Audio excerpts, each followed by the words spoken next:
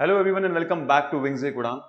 नायब तहसीलदार की 75 post notify की जा चुकी हैं।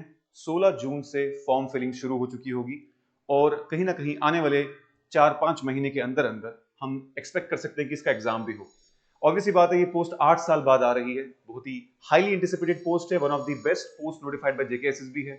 तो इसमें एक राइट स्टार्ट करना बहुत जरूरी है कि जिस स्ट्रैटेजी के तहत आप इस एग्जाम को क्वालिफाई करने के चांसेस मैक्सिमाइज कर सकते हैं। इस वीडियो का आज पर्पस वही है, एंड तक बने रहिएगा।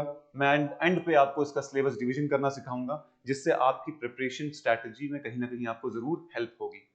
तो सबसे पहले तो बता दूं दोस्तों कि जो हमारी इस वीडियो का पर्पस है वो है मिशन नायब तहसीलदार 2025 कि इसी साल जब एग्जाम हो तो आप इस साल अपनी ये जॉब को सिक्योर कर सकें।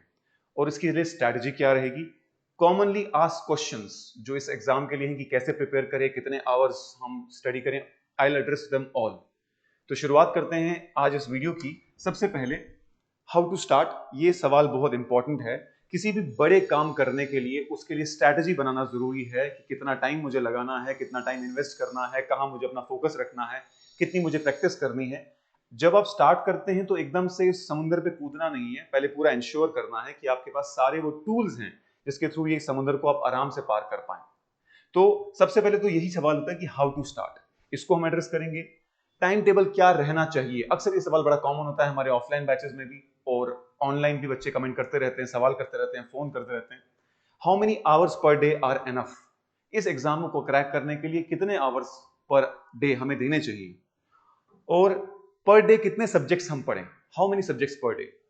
साथ ही साथ एरियाज टू फोकस ऑन, क्या इस सिलेबस में कुछ ऐसे टॉपिक भी हैं जो ज्यादा फोकस डिमांड करते हैं जिससे ज्यादा मार्क्स आने की प्रोबेबिलिटी है? बिल्कुल है। इसको सबसे मैं एंड पे बताऊंगा कि कौन से टॉपिक सबसे ज्यादा फोकस डिमांड करते हैं और सिलेबस डिवीजन कैसे करें आने वाले 4-5 महीने में। क्योंकि आपको सिलेबस को डिवाइड करना है सबसे पहले मंथ्स में, मंथ्स के बाद वीक्स में, वीक्स के बाद डेज में, डेज के बाद आवर्स में। इतना सिलेक्टेड आपका होना चाहिए, इतना स्ट्रेटेजाइज आपका होना चाहिए। तो सबसे पहले सवाल की बात करते हैं, हाउ टू स्टार्ट। अंग्रेजी का एक प्रोवर्ब है, well begun is half done. अगर आप शुरुआत अच्छी कर लें तो आप समझे इसका आपका आधा काम पूरा हो चुका है। तो कहीं ना कहीं शुरुआत में आपको बहुत फोकस देना है। पढ़ाई करने से पहले ये सोचना जरूरी है कि सबसे पहले ये एग्जाम मुझसे क्या डिमांड करता है।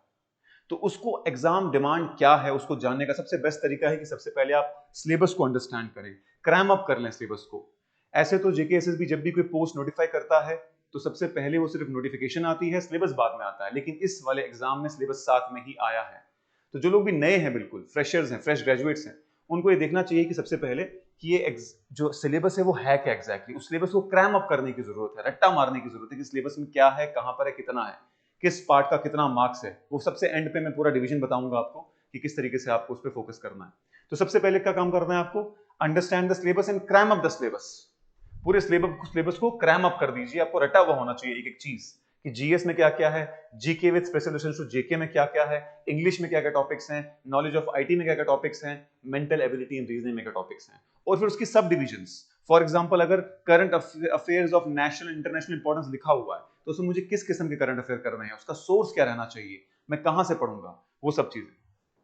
जब आपने अंडरस्टैंड सिलेबस कर दिया उसके बाद आप सबसे पहले जो करेंगे वो है पैटर्न को समझेंगे। पैटर्न कैसे समझा जा सकता है, जेके एसएसबी के प्रीवियस पेपर को देख के। अभी रिसेंटली कुछ महीनों पहले नायब तहसीलदार से पहले पटवारी का एग्जाम हुआ था, पुरानी पटवारी की नोटिफिकेशन। मैं आपको ये भी बता दूं कि जहां पर नायब तहसीलदार की 75 पोस्ट की बात चल रही थी और वो फाइनली नोटिफाई भी हो गई, उसी के साथ 575 पोस्ट ऑफ पटवारी की बात भी चल रही थी। तो कहीं ना कहीं वो भी एक्सपेक्टेशन में है कि 575 पोस्ट रिकमेंड हो, और उसका सिलेबस भी बहुत सारा यही सेम है, इससे कम ही है, इससे ज्यादा नहीं। तो सिलेबस को समझने के बाद पैटर्न ऑफ एग्जामिनेशन समझिए। जो अभी रिसेंटली पटवारी का एग्जाम हुआ है उसका पेपर आपको हमारी ऐप पे मिल जाएगा, फ्री ऑफ कॉस्ट अटेम्प्ट कर सकते हैं। आपको हमारी ऐप पे जाना है, JKSSB previous year question paper 2020 से लेकर 24 तक आपको मिल जाएंगे विंग्स की ऐप पे। आपको विंग्स एक उड़ान की ऐप डाउनलोड करनी है और वहां पर आपको सर्च करना है जेकेएसएसबी पीवाईक्यू, और ये पीवाईक्यू में आपको 2020 से लेकर 2025 तक के जितने भी पेपर हुए हैं विद एक्सप्लेनेशन आपको मिल जाएंगे। उस पर आप फ्रीली अटेम्प्ट कर सकते हैं। पटवारी का पेपर हमने फ्रीली ओपन रखा हुआ है ताकि आप इस पैटर्न को समझें कि जेकेएसएसबी का पैटर्न क्या है। मैं क्यों बोल रहा हूं आपको पटवारी का पेपर खोलने के लिए, क्योंकि लेटेस्ट एग्जाम हुआ है, लेटेस्ट पैटर्न वही है जेकेएसएसबी का। उसके बाद फाइनली जब आपने दोनों चीजें अंडरस्टैंड कर ली कि सिलेबस क्या है, पैटर्न क्या है, अब आप चूज करेंगे कि मेरे रिसोर्सेज क्या रहने वाले हैं, कौन सी बुक्स, कौन से नोट्स, ये अगर आप खुद से पढ़ रहे हैं तो कौन सी बुक्स आप रिकमेंड करेंगे। जैसे कि आपको कल मैडम ने बताया, कल की वीडियो में ऊपर लिंक आ जाएगा कहीं पर, इस तरफ या इस तरफ अभी आपको लिंक दिख जाएगा, जिसमें मैडम ने पूरा डिटेल में डिस्कस किया है कि कौन सा सोर्सेज किस के लिए यूज करें, एनवायरमेंट के लिए क्या करें, जीएस के लिए क्या करें, बाकी चीजों के लिए क्या करें। तो सोर्सेज आपने एक बार आइडेंटिफाई कर ली कि मैं यहां से पढ़ूंगा जीएस, मैं यहां से करूंगा मेंटल एबिलिटी रीजनिंग, मैं यहां से करूंगा इंग्लिश।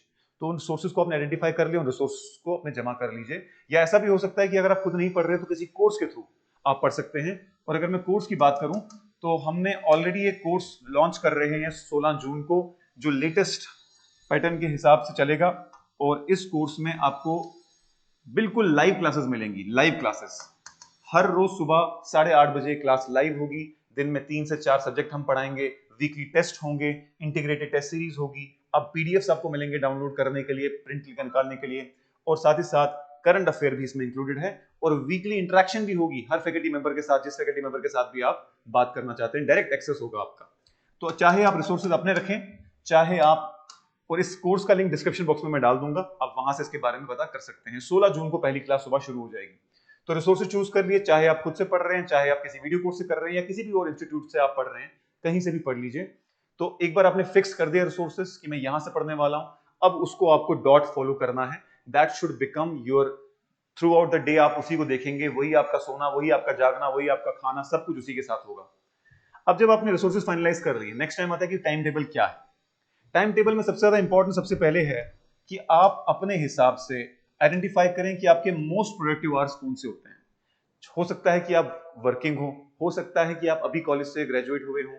आप अपने बारे में जानते हैं कि मेरा सबसे प्रोडक्टिव आवर्स कौन से हैं, मॉर्निंग के हैं कि लेट नाइट के हैं। जो भी आपके प्रोडक्टिव आवर्स हैं, पहले वो डिसाइड करिए कि कितने आवर्स आप अपने शेड्यूल से निकाल सकते हैं। अगर तो आप वर्किंग नहीं है और अगर आप मास्टर्स परस्यू नहीं कर रहे, आप सिर्फ प्रिपरेशन कर रहे हैं, तो आपके पास अच्छे खासे नंबर ऑफ आवर्स होंगे। तो आपने आवर्स डिसाइड किए, तकरीबन तकरीबन 5 to 8 आवर्स आपको निकालने पड़ेंगे, ठीक है। और उन 5 to 8 आवर्स में आपको ये देखना पड़ेगा कि मैं किस वक्त शुरू करूं हर रोज। क्या मैं सुबह उठते ब्रेकफास्ट करते ही 9 बजे मेरा टाइम शुरू हो जाता है? क्या मैं अर्ली मॉर्निंग उठ के शायद 6:30 7:30 उठ के 8:30 9 बजे तक ब्रेकफास्ट करके पूरा आधा दिन पढ़ूंगा? या फिर मैं लेट नाइट में ज्यादा पढ़ूंगा, मॉर्निंग में आप लेट उठते हैं? वो आप आइडेंटिफाई करिए, हर किसी के अपने होते हैं। आपने आइडेंटिफाई कर लिए, वो आवर्स आप फिक्स कर लीजिए। अब how many hours per day वाली जो बात है, जो नेक्स्ट क्वेश्चन है, इसके बारे में अभी भी बात करेंगे, पर डे कितने आवर्स होने चाहिए। अब जब आपने मोस्ट प्रोडक्टिव आवर्स आइडेंटिफाई कर लिया, आप वो एरिया भी आइडेंटिफाई करिए, वो प्लेस, वो एरिया, चाहे वो लाइब्रेरी है, चाहे वो आपका रूम अपना है, चाहे वो आपका, आप कॉलेज में हैं, हॉस्टल में हैं, किस जगह पढ़ाई करेंगे जहां मिनिमम डिस्टर्बेंस हो, जहां पर कोई भी डिस्ट्रैक्शन ना हो आपके लिए, कि दोस्त आ रहे हैं या कोई और आ रहा है, वो आपको डिस्ट्रैक्ट कर रहे हैं, आपको पढ़ने नहीं दे रहे, या फिर आपको उनकी कंपनी में रह के 5-6 घंटे नहीं निकाल पा रहे हैं। तो आप उस एरिया से निकल जाएं उस 5 से 8 घंटे के लिए, उसको छोड़ दीजिए। ऐसा एरिया फाइंड करिए जहां आपको जीरो डिस्टर्बेंस होगी। प्रेफरेबली अपना मोबाइल भी आप साथ ना ले जाएं, और अगर आपको नेट वेट कुछ सर्च करना है पढ़ाई के लिए, तो आप ऐसा मोबाइल साथ ले जाइए जहां, जिसमें आपके सोशल मीडिया ना हो। प्रेफरेबली आप सोशल मीडिया को फिलहाल डीएक्टिवेट कर दीजिए। बहुत डिस्ट्रैक्शन है, मानिए हम अपने सामने देखते हैं रील्स और बाकी चीजों का बहुत डिस्ट्रैक्शन है। वो एरिया आपने आइडेंटिफाई कर लिया कि आप लाइब्रेरी में पढ़ेंगे, आप अपने रूम में पढ़ेंगे, आप अपने घर में पढ़ेंगे, वो आप आइडेंटिफाई कर लीजिए। और अपना वहां पर एक टाइम टेबल, जो अपना टेबल या चेयर, या आप जमीन पे बैठ के पढ़ते हैं, तो वो एक एरिया सेट कर दीजिए जिसके इर्द गिर्द आपकी किताबें हो, सामने सिलेबस हो, टाइम घड़ी लगी हो, वो सब आप फिक्स कर दीजिए। तो 5 to 8 आवर्स आपने निकाल ली। अब सवाल पैदा होता है कि how many hours per day. तो मैं आपको बताऊं कि there is no one size fits for all. कोई फिक्स फॉर्मूला नहीं है कि कितने आवर्स होने चाहिए। अगर आप प्रोडक्टिविटी आपकी ज्यादा है, यानी आप बहुत जल्दी चीजों को लर्न भी कर लेते हैं, याद भी कर लेते हो, आपके लिए नंबर ऑफ आवर्स कम होंगे। और जो लोग थोड़ा स्लो है लर्नर मेरी तरह, तो उन लोगों को नंबर ऑफ आवर्स ज्यादा चाहिए होते हैं। तो ये नंबर ऑफ आवर्स की गेम नहीं है, ये टारगेट की गेम है कि पर डे का टारगेट अचीव होना चाहिए, चाहे वो 5 घंटे में हो रहा हो, चाहे वो 3 घंटे में हो रहा हो, चाहे वो 8 घंटे में हो रहा हो।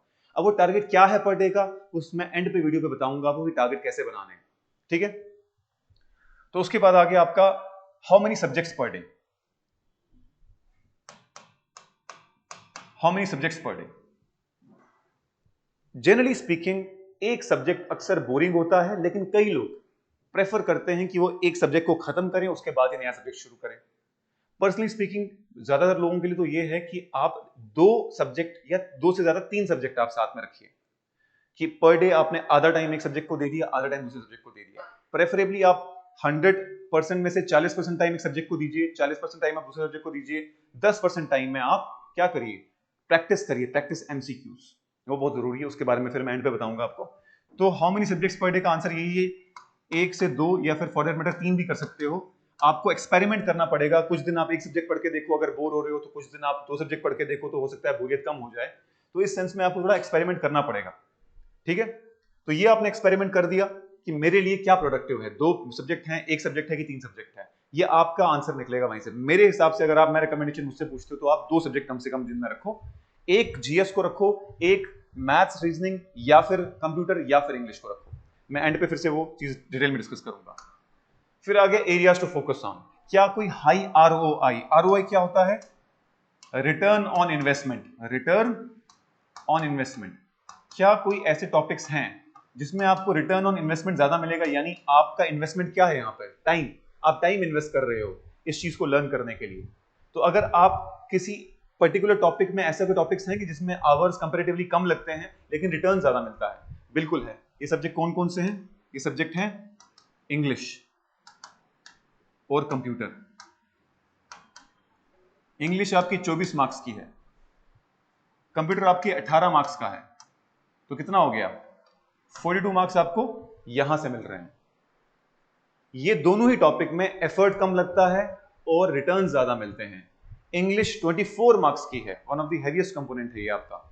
तो ये 24 में से आप 20 नंबर भी ला सकते हैं, आप 24 में से 20 भी स्कोर कर सकते हैं। इसमें इतना ज्यादा रिटर्न मिल सकता है अगर आप इस पर अच्छे से प्रैक्टिस करें, अंडरस्टैंड करें कंसेप्ट्स को, बहुत सारी प्रैक्टिस करें, तो इसमें आप इतने मार्क्स भी ला सकते हो।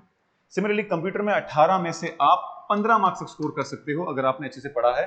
कभी कभार कंप्यूटर डिफिकल्ट आता है, लेकिन मोस्टली जेकेएसबी के एग्जाम में कंप्यूटर डुएबल है, नॉर्मल लेवल का आता है, ना ज्यादा आसान ना ज्यादा मुश्किल। तो ये हाई रिटर्न टॉपिक्स हैं इंग्लिश और कंप्यूटर, जो आपको साथ साथ में चलाने हैं, इनको आपको नेग्लेक्ट नहीं करना। ये सोच के ओवर कॉन्फिडेंस में कि इंग्लिश ही है कर लेंगे, कंप्यूटर ही है कर लेंगे, अक्सर लोग इसमें जो है कम मार्क्स ले आते हैं, प्रॉपरली प्रैक्टिस नहीं करते हैं, बाकी चीजें नहीं करते, ठीक है जी। तो ये 2 चीजें बड़ी इंपॉर्टेंट है जो आपको साथ साथ में करने हैं, high return on investment topic. बाकी जीएस वगैरह तो है ही, जो बड़ी हैवी वेटेज का है, जीएस 60 मार्क्स का है, इसके बारे में मैं डिस्कस करता हूं अब देखो सिलेबस डिवीजन की मैं बात करूं तो सिलेबस को आप 2 हिस्सों में डिवाइड कर सकते हैं। एक तो जीएस है जो 60 मार्क्स का है, जिसमें जनरल स्टडीज, जनरल नॉलेज है, और GK with special reference to J and K है।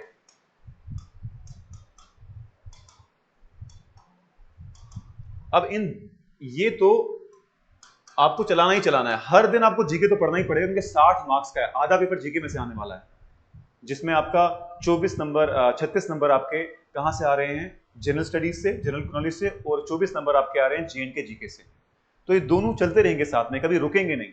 इसके साथ में आप इन तीनों में से कोई सब्जेक्ट चलाइए। आप प्रेफरेबली स्टार्टिंग में इंग्लिश चलाइए, क्योंकि इंग्लिश का बहुत रिटर्न मिलने वाला है आपको, जीएस एंड इंग्लिश। या फिर अगर आपको लग रहा है कि स्टार्टिंग में इंग्लिश नहीं करना, तो आप GS and maths, mental ability and reasoning कर सकते हो। हम स्टार्ट में ही, हमारा जो 16 तारीख को बैच शुरू हो रहा है, उसमें हम मेंटल एबिलिटी एंड रीजनिंग से शुरू कर देंगे, तो आप वहां से भी पढ़ सकते हैं। डिस्क्रिप्शन बॉक्स में मैं लिंक शेयर कर दूंगा। हाँ, और जिन लोगों को मेंटरशिप चाहिए, जो खुद से प्रिपेयर कर रहे हैं, जो हमसे बात करना चाहते हैं, डिस्क्रिप्शन बॉक्स में गूगल फॉर्म का लिंक रहेगा, उस गूगल फॉर्म को भर देना, हम आपको अप्रोच करेंगे कि आपको किस तरीके से प्रिपेयर करना चाहिए, ठीक है। तो या फिर आप जीएस और नॉलेज ऑफ आईटी को कर लीजिए, ठीक है ना।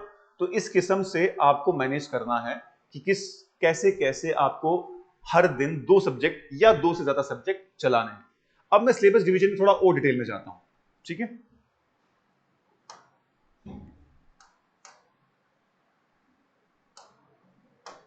मान लीजिए पहले मैं जीएस की बात करूं, जो 36 नंबर का है, इसमें आपका है पॉलिटी, जिसको सिलेबस में कॉन्स्टिट्यूशन ऑफ इंडिया लिखा है, ज्योग्राफी, जिसमें 4-5 टॉपिक हैं, जैसे कि soil types, physical geography of India and world, फिर आपका क्लाइमेट एंड क्रॉप्स वगैरह। उसके बाद आपका आ गया इकोनॉमी है, इंडियन इकोनॉमी, करंट अफेयर है, और क्या है, सेंसस है, डेमोग्राफी वगैरह, और कुछ मिसलेनियस टॉपिक्स हैं, इसको मैं मिसलेनियस टॉपिक में डाल देता हूं, जिसमें आपका सारा मिसलेनियस टॉपिक्स आ जाएगा, ट्रांसपोर्ट एंड कम्युनिकेशन, बाकी चीजें। तो ये जो चीजें हैं इनको आपको डिवाइड करना है मंथ वाइज। आपको टारगेट लेके चलना है कि अगले 100 दिन के अंदर आपको सारा सिलेबस खत्म करना है। 100 दिन से कम ही, 3 ही महीने मान के चलो आप, 90 डेज, ताकि आपको फिर 1 महीना पूरा रिवीजन के लिए और प्रैक्टिस के लिए भी मिले।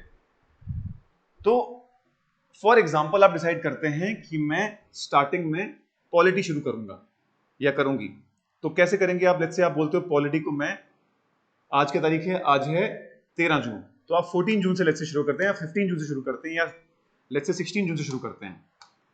तो 16 जून से लेकर लेट अस से 30 जून तक आप पॉलिटी खत्म करते हैं, और साथ में ही पैरेलली आप लेट्स से मेंसुरेशन रख देते हैं। इसी तरीके से आप डिवाइड करेंगे ज्योग्राफी को, कि लेट्स से 1 जुलाई से लेकर 15 जुलाई तक आप सोच रहे हैं कि मैं ज्योग्राफी करूंगा, और प्लस में इसके साथ में रख दूंगा जो लैंड मेजरिंग यूनिट्स हैं, जो टॉपिक है लैंड मेजरिंग यूनिट्स, और साथ में रीजनिंग का कोई topic, coding, decoding, number series वगैरह कर लूंगा। इसी तरीके से आप सोचते हैं कि मैं 15 या 16 जुलाई से लेकर 31 जुलाई तक करंट अफेयर्स और साथ में रीजनिंग का कोई टॉपिक। ऐसे ही आगे बढ़ते बढ़ते 1 अगस्त से लेकर 15 अगस्त तक मैं इंडियन इकोनॉमी पढ़ूंगा, और साथ में लेट्स से कंप्यूटर पढ़ लूंगा। एंड सिमिलरली मिसलेनियस टॉपिक्स के साथ आप 16 अगस्त से लेकर 31 अगस्त तक खत्म कर देंगे इंग्लिश। ये मैंने आपको एक सिंपल ब्लूप्रिंट दिया है, आप इसको अपने हिसाब से चेंज कर सकते हो। तो जुलाई, अगस्त, सितंबर, 16 सितंबर तक का आपको टाइम देना है कि 16 सितंबर तक मेरा पूरा सिलेबस कवर हो जाए। अब सवाल ये पैदा होता है, वीक में 6 दिन आप पढ़ोगे, संडे के दिन क्या करोगे? ये बहुत इंपॉर्टेंट है, वेरी इंपॉर्टेंट। संडे के दिन आप क्या करोगे? जो संडेज हैं इस पे आप पूरा दिन रिवीजन करोगे पिछले वीक का। पहले वीक में सिर्फ 1 वीक की रिवीजन होगी, सेकंड संडे में आपको वीक फर्स्ट और वीक सेकंड की भी रिवीजन होगी, थर्ड संडे में आपको week first, second, third week की रिवीजन होगी, लेकिन वीक तीसरे संडे तक आप पहले वीक को 3 बार रिवाइज कर चुके होगे, है ना? देखो, जो फर्स्ट संडे आपकी प्रिपरेशन में आएगा, मान लो आपने 16 तारीख से शुरू किया, तो जो फर्स्ट संडे आएगा तो एक वीक में जो आपने पढ़ा है वो आपको रिवाइज करना पड़ेगा। इसको मैं वीक 1 लिख देता हूं ताकि आसानी हो। वीक 1 की रिवीजन आपको करनी है। सेकंड संडे जो आपका आएगा, जब तक 2 हफ्ते हो चुके होंगे आपको, तो आपको वीक 1 की रिवीजन करनी होगी और वीक 2 की रिवीजन करनी होगी। थर्ड संडे जब आपका आएगा तो आपको week first plus second plus third. अब आप बोलोगे सर ये तो बढ़ता ही जाएगा, बिल्कुल बढ़ता जाएगा, लेकिन रिवीजन का टाइम भी कम होता जाएगा।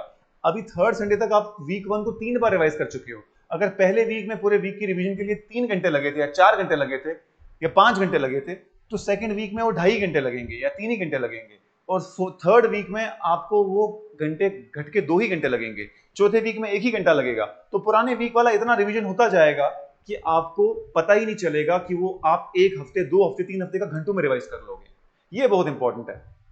और हर वीक में आप एक हाफ लेंथ टेक्स्ट यानी 60 क्वेश्चन का टेस्ट जरूर लिखोगे। हर वीक में, हर संडे में आप 60 क्वेश्चंस का एक टेस्ट जरूर अटेम्प्ट करेंगे। इसके बगैर सारी प्रिपरेशन बेकार है, मैं आपको बता दूं। ये गुरु मंत्र है। अगर कोई एक गुरु मंत्र है वो यही है कि जो भी आपने पढ़ा वीक में टेस्ट देना ही देना है, और साथ ही साथ आपको डेली जो भी आपने पढ़ा है उस पे 20 to 50 एमसीक्यू करने ही करने हैं। मैंने 20 to 50 क्यों लिखा? क्योंकि स्टार्टिंग में आप 20 ही रखो, सुबह उठते ही 10 क्वेश्चन, रात को सोने से पहले 10 क्वेश्चन, आसान है। समझ गए बात को?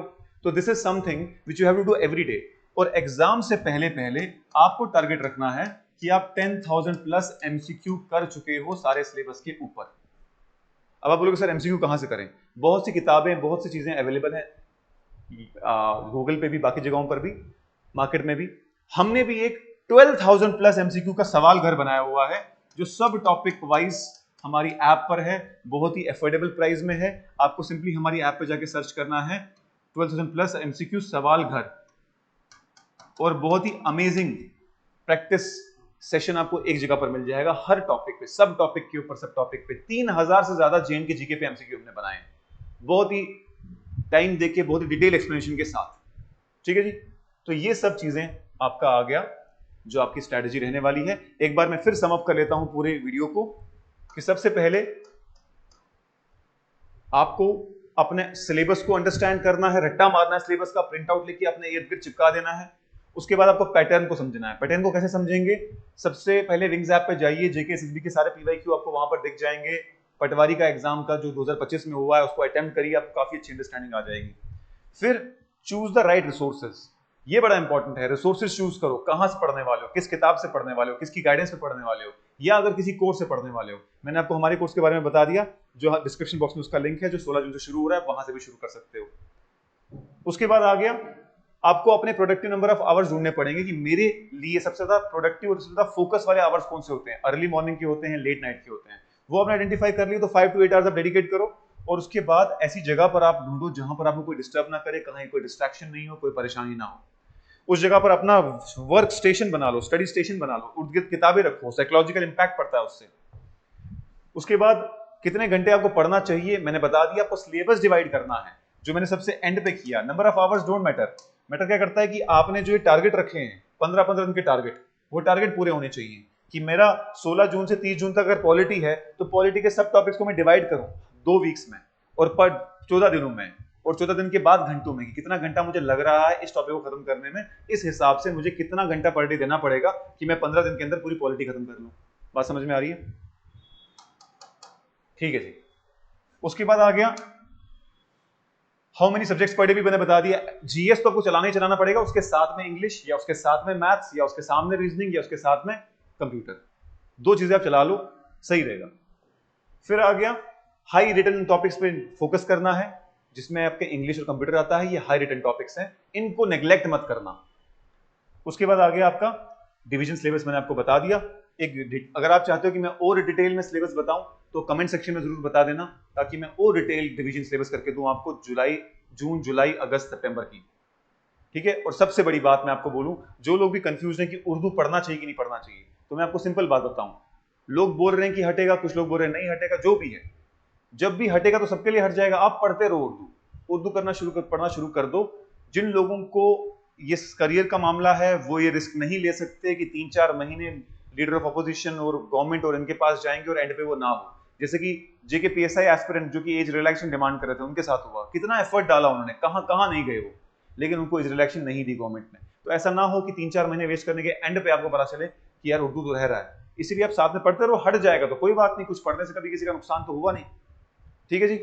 तो ये आपका आ गया सारा का सारा स्ट्रेटजी। तो अगर आपका कोई भी डाउट है, कुछ भी प्रॉब्लम है आपको, आप हमें कभी भी अप्रोच कर सकते हैं हमारे नंबर पे। मैं नंबर लिख देता हूं 9541942389 पे। आप कभी भी कॉल करिए और आप हमसे बात कर सकते हैं किसी भी प्रिपरेशन के regarding. Thank you so much everyone for joining. I wish you all the best. अपनी प्रिपरेशन अब शुरू कर दीजिए। बीगल बज चुका है, घंटी बज चुकी है, काउंटडाउन शुरू हो चुका है। बाय बाय, खुदा हाफिज।